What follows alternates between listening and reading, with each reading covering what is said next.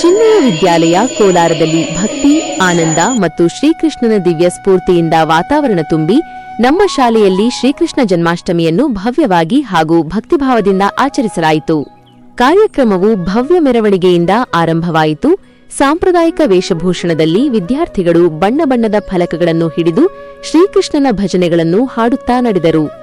ಮೆರವಣಿಗೆಯ ಸುತ್ತಮುತ್ತ ಡೊಳ್ಳು, ನಾದ, ಜೈಕಾರ ಹಾಗೂ ಭಕ್ತಿ ಘೋಷಣೆಗಳೇ ಪ್ರತಿಧ್ವನಿಸಿತು. ಶಾಲೆಗೆ ಮರಳಿದ ನಂತರ ಪೂಜೆಯನ್ನು ಅತ್ಯಂತ ಭಕ್ತಿಭಾವದಿಂದ ನೆರವೇರಿಸಲಾಯಿತು.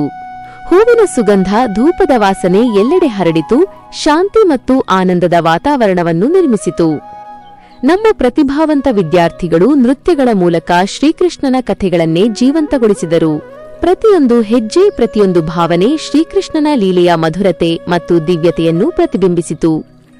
ಸಮಾರಂಭ ಭಕ್ತಿಯುತ ಭಜನೆಗಳು ಹಾಗೂ ಕೀರ್ತನೆಗಳಿಂದ ಇನ್ನಷ್ಟು ಭಾವನಾತ್ಮಕವಾಗಿ ಕಂಗೊಳಿಸಿತು. ವಿದ್ಯಾರ್ಥಿಗಳ ಮಧುರ ಧ್ವನಿಗಳು ಒಂದಾಗಿ ಪರಮಭಕ್ತಿ ಮತ್ತು ಆನಂದದ ಸಂಗೀತವನ್ನು ಸೃಷ್ಟಿಸಿತು. ಅಂತಿಮವಾಗಿ ಎಲ್ಲರೂ ಕಾಯುತ್ತಿದ್ದ ರೋಮಾಂಚಕ ಹೊರೆಕಲೆ ಒಡೆಯುವ ಸಂಭ್ರಮವನ್ನು ಕಂಡು ಆನಂದಿಸಿದರು. ವಿದ್ಯಾರ್ಥಿಗಳು ಶ್ರೀಕೃಷ್ಣನ ಆಟದ ಮನೋಭಾವ ಹಾಗೂ ಬೆಣ್ಣೆ ಪ್ರೀತಿಯನ್ನು ಪ್ರತಿಬಿಂಬಿಸುವ ದಹಿಹಂಡಿ ಪರಂಪರೆಯನ್ನು ಮರುಕಳಿಸಿದರು.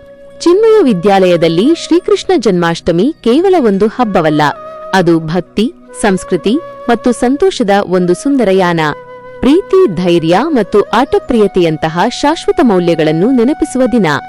ಜೈ ಶ್ರೀಕೃಷ್ಣ.